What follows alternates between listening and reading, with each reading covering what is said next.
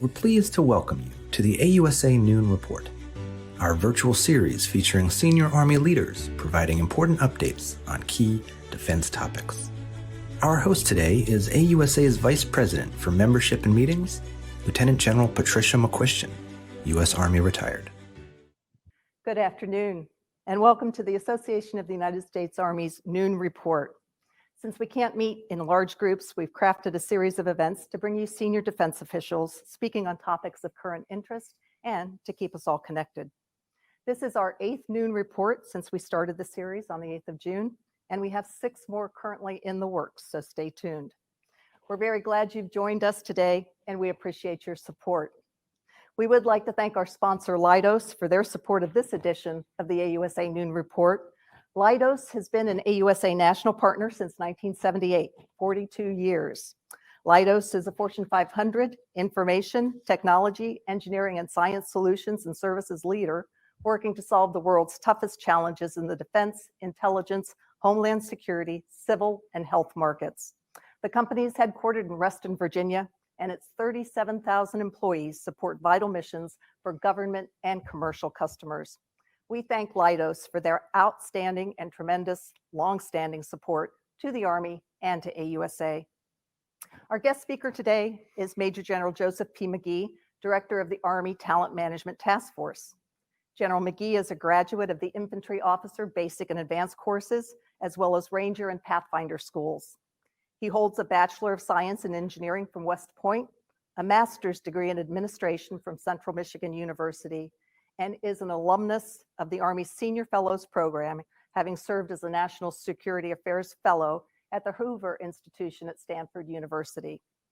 He's had numerous assignments in infantry units and with the 75th Ranger Regiment, Joint Special Operations Command, 101st Airborne Division Air Assault, and 1st Cavalry Division.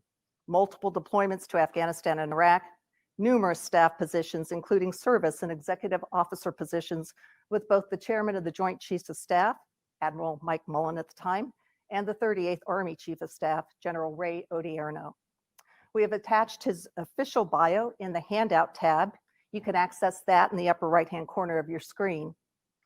If you have questions for General Mcgee, and I hope that's why you're here, is to ask him some questions, please use the Q&A tab at the lower right side of your screen. We'll try our best to answer as many of your questions as time will allow. Now, please join me in welcoming General Mcgee. And JP, thank you for being here today. It's great to be here, ma'am. Thank you. You spent a lot of time with us and educating folks through AUSA venues, so we appreciate you being here. But let me start by saying that it's really evident that talent management is a top priority of senior Army leaders. Your task force was established to tailor how the Army acquires, maintains, develops, manages, and employs talent around the force. So can you start by telling the audience how long you've been the director of the Army Talent Management Task Force, and what do you think are the task force's most important achievements to date? So thanks for the question, ma'am. I've been in the job now for 2 years, and I think as scheduled, this will probably be the longest job I've had in the Army. So it's great because it gives me some longevity to be able to see many of these changes through. First off, I'd like to just point out that we just passed the 1-year mark of the Chief of Staff of the Army coming in as the new chief. That happened on the 9th of August last year. I can remember that because it's a day before my wedding anniversary, which I cannot forget. So it's 1 year. And I think what we're starting to see is the culmination of these efforts, his prioritization of people being number one, people being the priority, and talking about winning matter. And I think just to start this off, I want to talk about the higher level, sort of how this all comes together. And then I'd like to talk through some of the initiatives and then how these are actually impacting soldiers, as we speak today. So, what the chief says is winning matters and people are his number one priority. And of course, those two are centrally linked. And so as we start talking about what we're trying to do within the Army Talent Management Task Force, is we're really trying to modernize our system. And there are a couple key dynamics that are happening as we do this. So first off, we are moving our systems for how we manage our officer corps, and then later the non-commissioned officer corps, and then eventually our civilian corps, from an industrial-based system to an information system. Okay, and at the core of that is the amount of information and the processes by which we manage our people. Okay, and so I say there are two big dynamics. We're moving from industrial to information age. And why industrial? Because the laws that still govern much of how we manage our officer corps and the practices we've derived therefrom really come from two sets of laws, one written in 1947, one written in 1980, which really encapsulated the best industrial era practices. We're 50 years past that, and we have a lot new technology and insight on how to manage people. And we're dealing with a very different group of officers who are joining today. So that's the first big dynamic. Underneath that, though, is this idea that we're moving from a data poor environment to a data rich environment. And when I say data poor, it doesn't mean we don't have data, but across the entire 90,000 active duty officers, for example, we don't have the right information in order to manage them. And so what we're moving towards is a system that doesn't look at an officer or a soldier by just a couple variables. An infantry officer who's a captain who is KD qualified, we're looking at much more. An infantry officer who has different qualifications, who has different talents, which we describe as knowledge, skills, behaviors, and preferences, and then has, based on a set of data that we've been able to build around them, really areas in the Army where they may excel and areas where they may not do as well. And we have the ability to manage their career. So one, if they don't have the right skills, we can uptool them and develop them. Or two, we can align their talents against the Army mission so they can most contribute to the mission of the Army. It is not on the face of it, a criticism of the current system. The current system we've been running for, last 20, 30 years is a very good system, but it's not the very best system in the world. And what we're trying to do is move this forward so we can have the very best system for how we manage our officers, our non-commissioned officers, and our civilians, because that's what we're going to need in order to excel in a future war against a near-peer competitor. When we're talking about fighting near-peer competitors in the future, many of our historical advantages have become eroded. The size of the industrial base and the economies are becoming equal. Populations are larger with some of our potential adversaries. The technological gap that we've enjoyed for many years has now been eroded and will probably still be one of our advantages, but not to such a great degree. I believe, and I know the chief believes as well, the way you hedge against, this uncertainty in the future is by having the right people who are contributing to the Army's mission. You have to have the most modernized, best system to maximize the talents that we have within our Army to make us competitive for a future war. And so at the core of what we're doing is really getting the Army ready with a system that can ensure that if we go to war in the future, we have the very best leaders and soldiers who are in position to help us win in these very tough future fights. With that, I'd like to talk through a couple of examples of the initiatives that we've done, and I'll talk you through the big piece, which is always interesting, but I also want to highlight how some individual soldiers are now being impacted. And I think 1 year into the chief's term, I think what you can start seeing is this growing momentum, an almost wave of change that is starting to happen across the Army, and I think it's tremendously exciting. So the first is we were able to execute our very first, what we call the Army Talent Alignment process, which replaces the legacy assignment system that we've run for many years in the Army. That system was run really effectively by HRC and an assignment officer, where the assignment officer would provide options to a moving officer, and the officer had an opportunity to sort of present what their choices were between a fairly limited scope of what their options were. So but it was all controlled centrally at HRC. And what we've created working with HRC is a regulated market-based approach that allows us to have a very different system for how officers are able to gain their assignments. We did this for the first time for the current summer assignment cycle that people are moving right now. We opened this up in October and November of last year, where about 14,500 officers were able to enter into the marketplace using this system called AIM 2.0. They were able to describe themselves on the front side of their ORB that you and I are accustomed to, but on the back side, they also had the ability to fill out a resume style information about them to include references, what they thought the unique skills and experiences were, what made them unique as an officer. And when they entered in the marketplace, units down to the brigade level had been pushed to hiring authority. And so those units had to go and describe the knowledge, skills, and behaviors, the talents that they were looking for different positions. But what would happen for the individual moving officer is he or she would see every job that was available across the Army. And then that officer could contact the unit, could advertise himself or herself, and try to get hired by that unit. At the end of this negotiated process, we had a chance to cross-reference, do interviews, make these decisions. Individual officers listed their preferences, units listed their preferences, and then we ran a matching algorithm And the priority was placed on what the individual officer wanted to do first. So the most important preference was the individual officer's preference, and then the unit's preference was considered second, because we've been saying preference matters and is absolutely important as we're moving forward. As we went forward with this, there was some skepticism and some concerns about what that may look like in terms of lots of different factors, but here are the results, and they really were overwhelmingly positive. 55% of the individual officers and the units got their number one choice in terms of their match. That doesn't mean the 55% were one-to-one match. That's actually 45%, but 55 on either side of that got their first choice, and 67% got something in their top three. And we were able to do this without changing the distribution of performance that we normally had tracked under the old system. So the standard distribution of performance across the officer corps was similar to any of the last 5 assignment cycles that we had run, because there was a true concern that places that are historically hard to fill, and we know those locations, Korea, Fort Polk, and NTC, may be disadvantaged in that system, and that didn't happen. The other piece is we wanted to keep an eye on diversity to make sure that people, were following the proper fair hiring practices and didn't just hire people who look like them. And all those norms, we fell within any standard averages of the old centrally controlled system. But what we've been able to get in return now is this rich database of information about, soldiers, about officers and units in terms of what they want to have in skills and whether there are any skill mismatches. We can now very quantitatively talk about what preferences and where units, officers want to be assigned and where they don't want to assign. And we can start using this for modeling and developing future initiatives within the officer corps.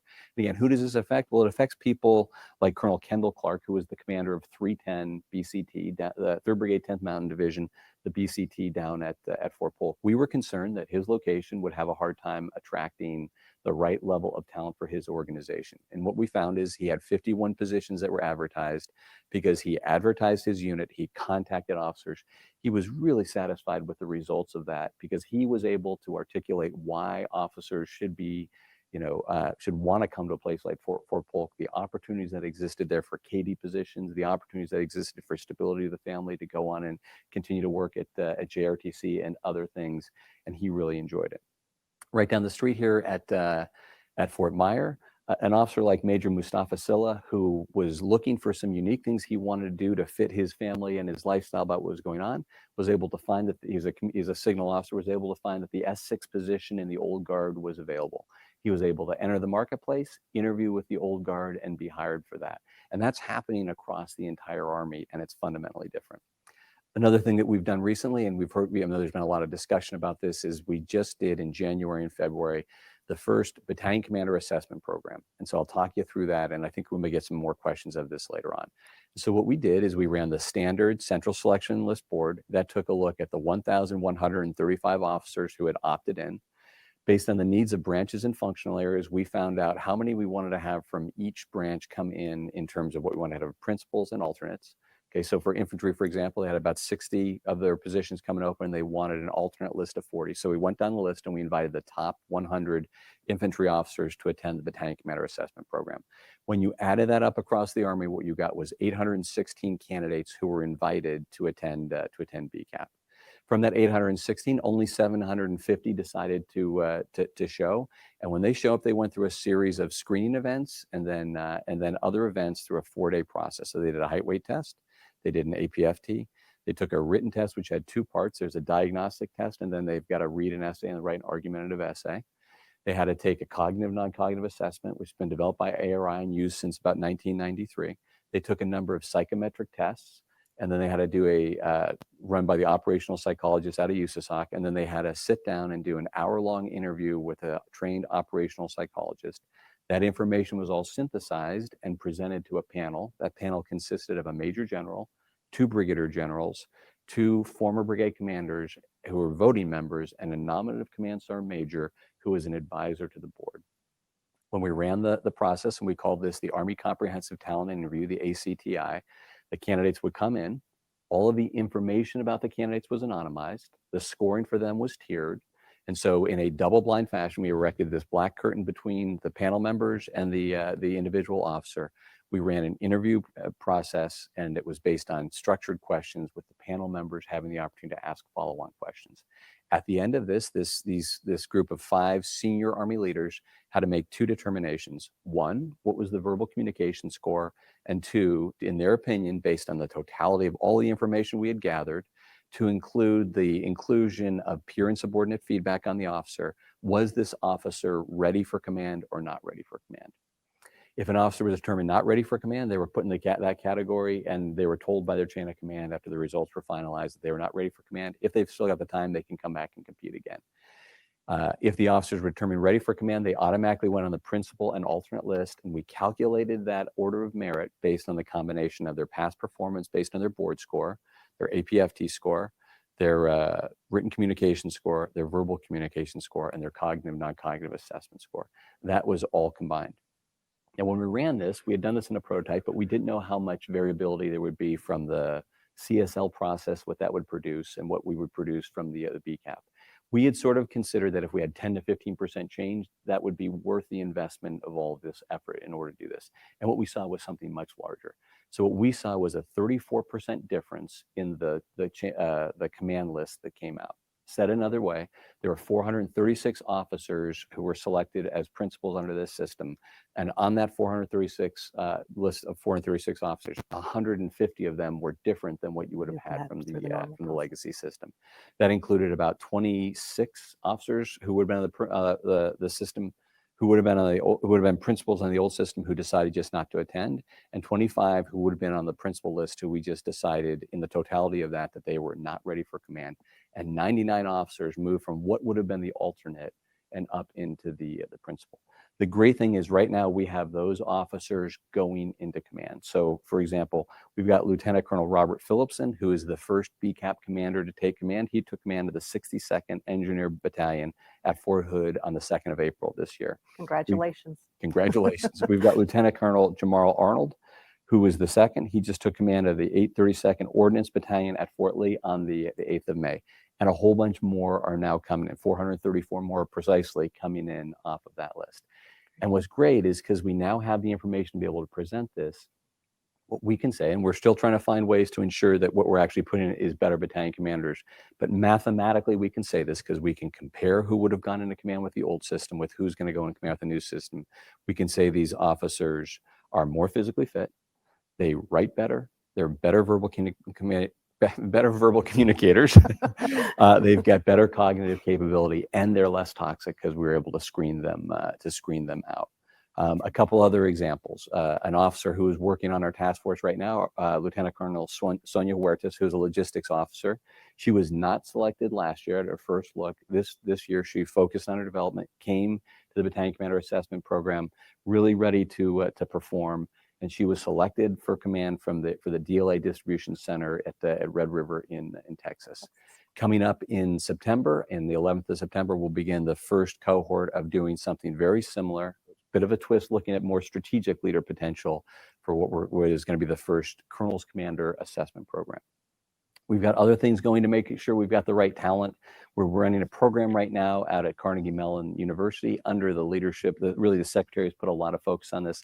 24 officers and civilians are heading out to CMU to get advanced degree in things like computational data scientists. So 2 lieutenants right now are entering that program right now. That's Lieutenant Andre and Taylor Mitchell. They are going to receive a master's degree in this program.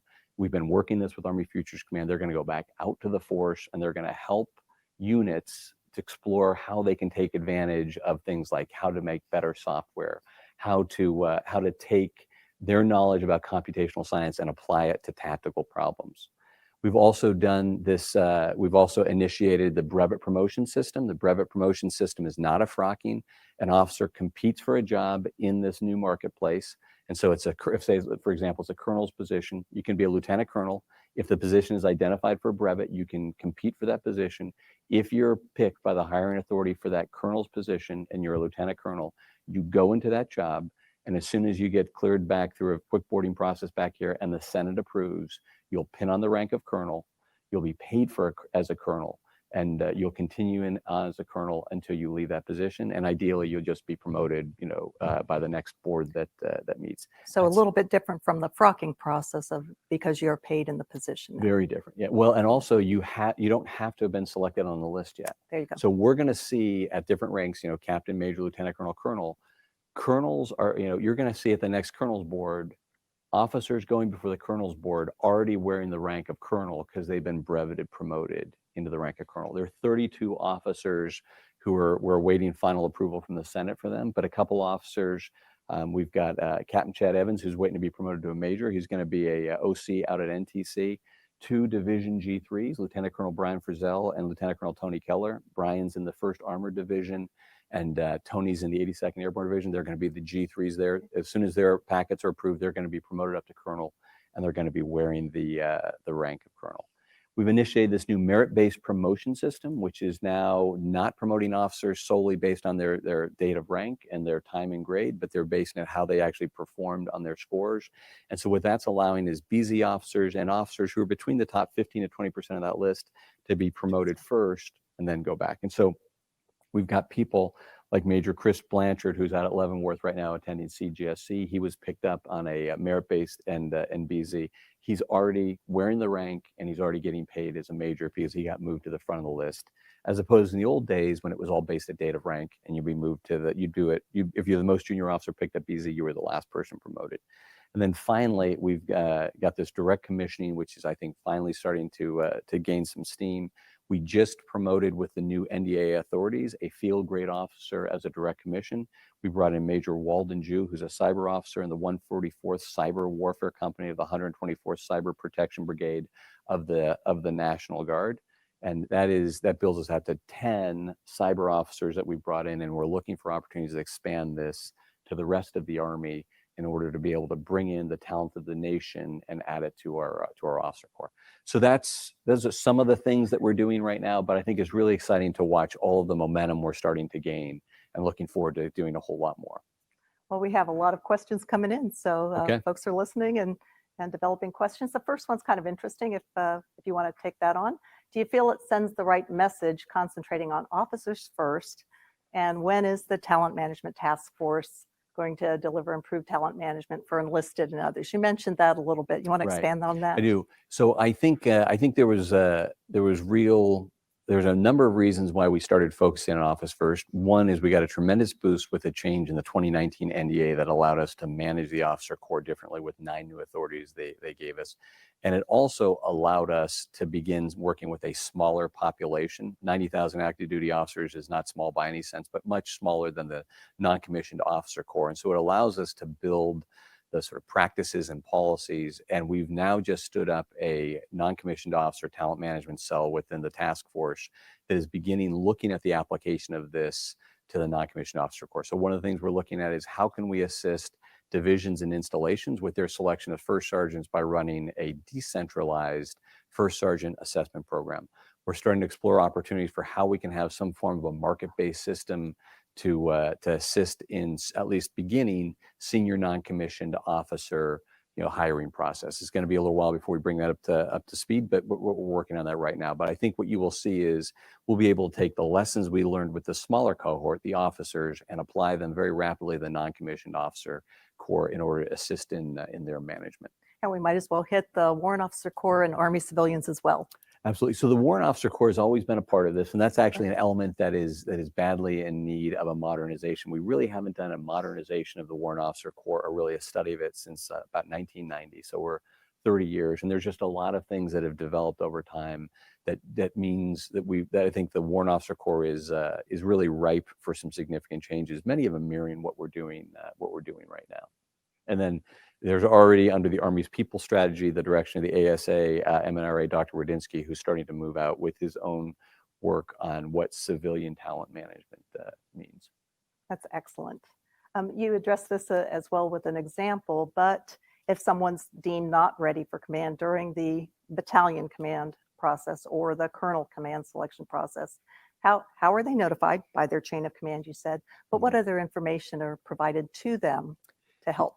Yeah, this is a constant question, and I'm going to take a couple minutes to answer this because it becomes a focus for a lot of people, and rightfully so.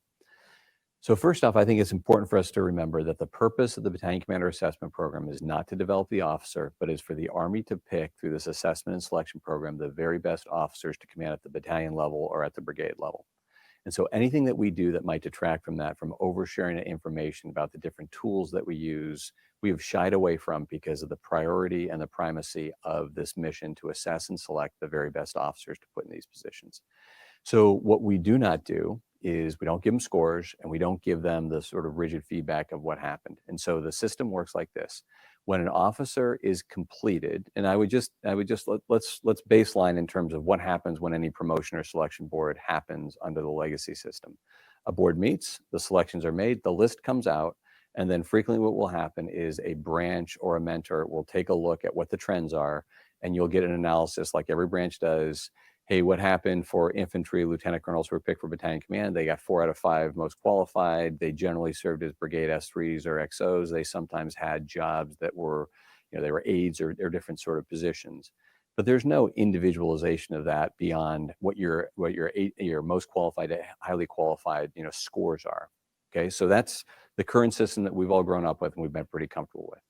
So what we've done now is at the Battalion Commander Assessment Program and for the Colonel Commander Assessment Program is at the end of all the assessments, the individual officer will sit down and receive a 30-minute developmental outbrief and counseling from a trained operational psychologist, focusing on their strengths and weaknesses and areas that they may want to look at upon improving. And one of the things we can't give to the candidates at that point, or the participants, is that we can't tell them whether they're ready for command or not ready for command, because that determination isn't made until the Chief of Staff of the Army approves the results. So once those results are approved, we then send a message to the first general officer in the participant's chain of command, and that officer is sat down and is told by the first general officer in chain of command that he or she was not selected and was determined not ready for command. We do not provide additional developmental information for them based on the assessments because we're trying to keep those, in the assessment and selection piece. Now, for every BCAP candidate, what we did though is we extended to them an opportunity to have focused executive coaching, 5 sessions from a trained and certified executive coach, for them to be able to work on identified strengths and weaknesses through different assessment mechanisms, not the one we did at BCAP. And I think the results of that were actually really interesting, because fairly counterintuitively, what you saw was for those officers, so this is free counseling, high level, at a good expense to the Army, is that those officers who were selected for command, they took that at the highest level. Alternates who were determined as officers and not principals took it at the second highest level. But officers who were determined not ready for command took it at the lowest level in terms of taking coaching that potentially could make them better officers. And so it was an interesting, sort of surprising dynamic. You would almost think in some ways it would be the opposite, but I imagine there's some built-in characteristics of the people that were determined not ready for command that would make them resistant to coaching, even when it was free and afforded to them. The other piece of this, what we saw, and I think we would all agree, is lieutenant colonel is a tough spot to be telling an officer that they have developmental issues. And so we've moved many of these assessment and evaluation instruments to include peer and subordinate feedback, writing assessments, verbal communication assessments, and these others earlier into the basic course, the captain's career course, and CGSC. So the first time they're getting this feedback in the future won't be at the battalion commander or colonel commander assessment. But with this initial cohort, there is really no avoiding it. That makes a lot of sense. Thank you. Yeah. We do have a question about how these programs and talent management are transcending or rolling into the Army National Guard and the Army Reserve. Sure. I think similarly to the non-commissioned officer corps, what we've been able to do is we've been able to start standing up just within the last 6 months, cells that are looking at the National Guard and Reserves uniquely. So we finally got a critical mass of people who have come and joined the task force to be able to start doing that. And I think there's a tremendous opportunity for them to take the lessons that we've learned, and then apply them to two very unique systems, because the way the National Guard manages their officers and the way the reserve component manages their officers is similar in some ways to the way the active component does, but certainly there are plenty of differences. And so I think in this process of development, what we can do is assist the Guard and Reserve to take the lessons, the principles, the ways we've been able to drive change, and fit it to the unique circumstances of being a reserve officer or a Guard officer. Oh, very good. So you mentioned that in the first ATAP process, 67% got a very high preferenced alignment. A question here is, what should an officer do if they are aligned to a job that is low in their preference list? So if an officer so first off, as we talk about both units and individuals, what we strongly recommend is on both sides of the marketplace is that they list their preferences very, very deeply, because some people went down. And so, in this new system, getting your 40th choice out of 200 actually probably isn't all that bad. I mean, the problem is you're being compared against when you had either a menu of like 5 things to choose from or maybe 10 assignments to choose from. But I think if that officer is getting a very low preference, he or she should do some self-reflection, think through why that officer may not be an attractive candidate to join an organization, and start doing the hard work and development to make themselves more attractive. Now, possibly they didn't present well because they didn't fill out the backside of their ORB and fully express the sort of richness of their talents, or maybe they've got some skills deficits that they need to work on and could develop that over time. There was a question up just a minute ago that talked about introverts, that this seems like a minefield for introverts. Has there been any analysis done on the So that would be a tough analysis to do, because first off, you'd have to accurately predict who's an introvert and extrovert.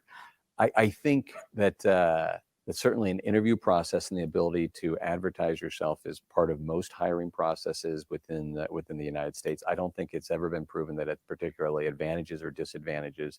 And I think if you've got a strong enough backside of your ORB, I think if you've got peers or you've got references that talk about the quality and the talents that you bring as an officer, I think it is immaterial as to whether you are an introvert or an extrovert. Okay. We have a question here about direct commissioning of technical skills in cyber particularly. A question about how about a direct commissioning program to the warrant officer senior ranks? Yeah, I think that's a great idea, and it's something we're trying to look at in a couple different fields. But I think it's ripe with opportunities. I think for every one of the branches in terms of warrant officers, they have different skills. I did 2 years of Army Cyber. I know when I discussed this with the cyber warrant officers at the time, they were concerned about whether they had been in the Army long enough to sort of develop those sort of skills. But I think it's an area for not skills in terms of cyber capabilities, but in terms of leadership capabilities. But I think if we're able to model this and show that it's effective in the officer corps, I think it will be a good pathfinder for how we could do something similar with warrant officers. Can you talk a little bit more about the peer and subordinate feedback? We had the 360-degree multi-source assessment and feedback at one point in time. Right. How's this the same and how is it different? So the Army, so we've developed a new tool, and it's similar to, but not the same. It's sort of based on the backbone and some of the concepts of the MSAF 360 and the Commanders 360 and those other programs. But I think there were a couple fatal flaws with that old system. And I think one of them was that the individual officer got to pick from whom they received their inputs. That is not the system that we're doing with this. So for every candidate who came before BCAP, and for the colonel's commander and future BCAPs, we find who your peers and subordinates are. We send them a very focused survey. So it's about 22, 23 questions. It gives a couple pieces about what strengths would this person bring into command, and then really at the end, they've got to do a vote. Should this officer take command or occupy a key billet? And it's yes or no. So we sent this out across the Army. We had 17,000 filled out of a total of 26,000 that we sent out. So we sent out about 26,000, 3,000 came back and said, hey, you've asked me to fill out this about this individual officer. I don't know who this person is. But the take rate and the filling out rate for that first tranche of ASETs was 72% of the people who got one and who knew the person actually filled it out. By comparison, the average response rate for an Army survey is around 12%. So 60 percentage points higher for that. And what we found is, and so for the Battalion Commander Assessment Program, it was 5 peers, 5 subordinates. as we develop this, we're going to do 10 peers and 10 subordinates, and we figured out a way to do that. We're doing the data collection right now for the Colonel's Commander Assessment Program. We're going to do it again for the second iteration of the Battalion Commander Assessment Program. And what we found is that brought in a tremendous amount of insight that you just wouldn't see from OERs. And what we found was a couple things. First off, the majority of officers got great reviews and were highly recommended by their peers and subordinates to take command. So I think it represents a real strength of the Army. But in some officers, there were some very noted counterproductive leadership techniques that I think began to highlight them. But through this process, I want to point out that it was never just like a single peer and subordinate, or even multiple peers and subordinates that made the determination that someone wasn't ready for command. What would happen in this process is a peer and subordinate would identify, and it was certainly more than one. It was a couple that would raise an alarm to a panel member. And then there would be the results of the psychometric assessments and the results of the psychological interview. And then there was the behavior of the officer while they were on the panel in terms of how they would answer questions. Some of them focused upon the weaknesses that had been identified.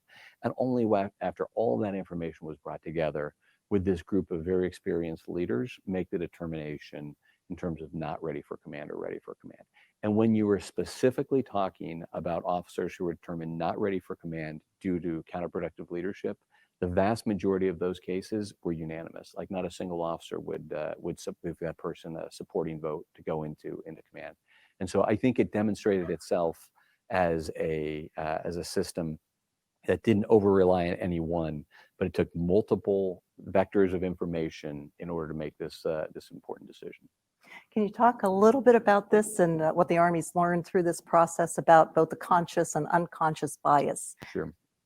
So, I think one of the really interesting things that we discovered as we developed this program is this nature of biases and, biases which are overt and unconscious bias. And today, there's a tremendous amount of conversation in our nation about the role of racial bias. Okay, but I would argue, and I think most studies would indicate there are all sorts of other biases as well. And so when we ran this pilot and prototype in June and July out at Fort Benning with a select group of officers, what we found was by erecting that screen and not being able to see the candidate in the interview, we eliminated all sorts of biases. The biases of what patches you wear, the biases of how you look, and whether your haircut's good or whether you even have any hair, whether the cut of your jaw is what it looks like in terms of what your stereotypical model is for a battalion commander.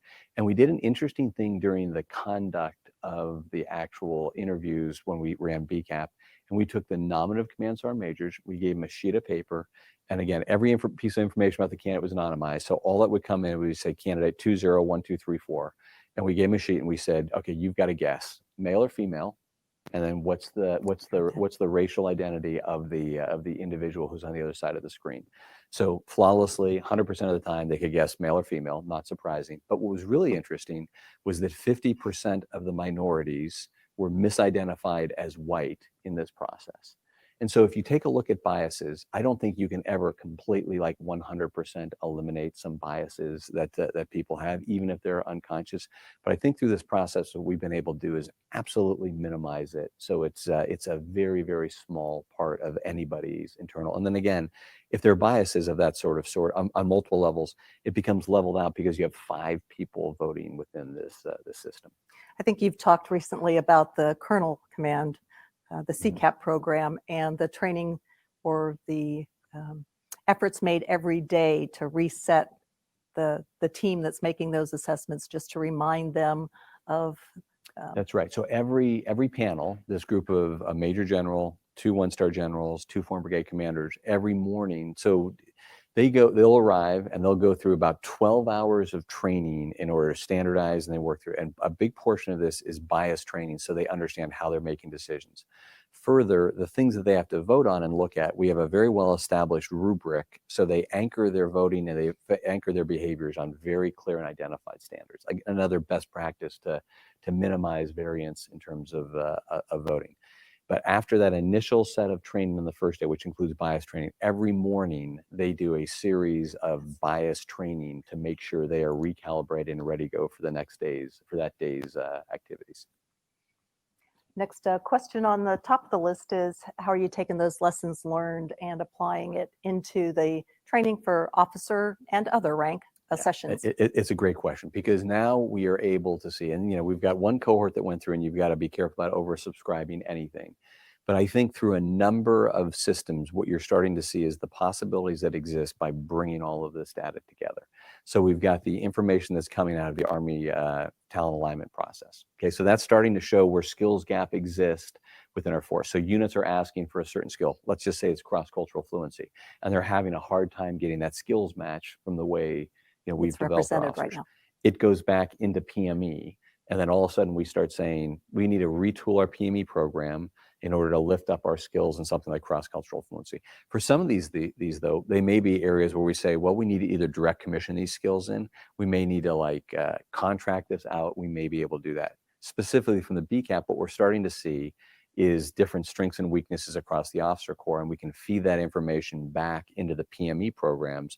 And so over time, we're going to be able to say, okay, look, we know through a series of years that infantry officers who show up are poor writers based on the standardized sort of tests that we've run now over a normal year. So we've got to allocate more time to get infantry officers raised to the level of writing skills that we want them to have to be. So when they get to a place like BCAP, they're already at a much higher level.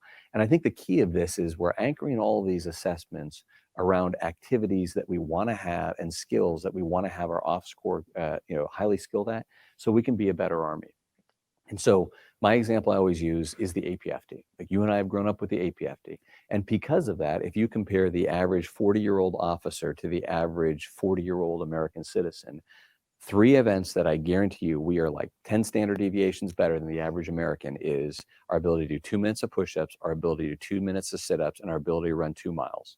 Okay? And that's because every 6 months you're assessed by a hard standard and you're forced to do that. We've now just taken that methodology and we're applying it to the skills we know we want to have in our officer corps. Writing skills, verbal communication skills, critical thinking skills, all of which will do a collective uplift of the quality of our officers as they prepare for these different assessments over time. And then we've integrated this into our PME to get them there. That's excellent. A question about mentoring. So as we were rising through the ranks, we all had mentors who coached us. Where do those mentors fit into the new architecture in this new market system? Sure. So I think mentors continue to have a great role. And actually, we found is the role of the mentor is becoming really critical, especially in this assignment process. Because what's happening is now that officers are seeing all the jobs, they're able to go with their mentors and say, look, I've seen all these. Where do you think I best fit in the Army? And you've worked with me. What do you think's a good fit and was not? And so what we found is these things like the ATAP are actually driving increased mentorship and increased participation and increased conversation with the chain of command for them to see themselves better and then develop themselves more fully. Okay, we have time for one more question, Okay. and we're going to end it with, you've told us everything that is in the works and all that you've accomplished. What's Okay. next? So a couple big initiatives that again I think are really exciting. So this August, like right now, we are beginning this new system that we're calling the talent-based career alignment. And that's going to start taking, and we're going to work on identifying highly talented captains who are going to the captain's career course, and we're going to have a conversation with them to opt into this program that it gives them an assured career pathway from the captain's career course all the way to CGSC. So a captain's going to show up there. They're going to take a couple assessments. We're going to evaluate them. They're going to apply for this program. And if we think they're the right match, then we're going to say, here's what we see for you for the next 6 or 7 years. You're going to go command a company. You're then going to get out of there. You're going to go be, you've already been pre-selected to go be an OCLL fellow or a joint staff fellow. The Ranger Regiment has agreed to pre-hire people so they can know that they're going to come back and at least have an opportunity to go to the Ranger Assessment Selection Program. Project Warrior is in, West Point is in, Central Mission, CMU, the Carnegie Mellon Program. But what we're going to be able to do is take officers and give them some predictability and stability as long as they continue to perform from where they were as these junior captains, taking them all the way to Major and CGSC so they can have some predictability about what's going to happen. Well, that is excellent. Thank you so much. Thanks, JP. We really appreciate that. It was a wonderful presentation, great updates on your task force.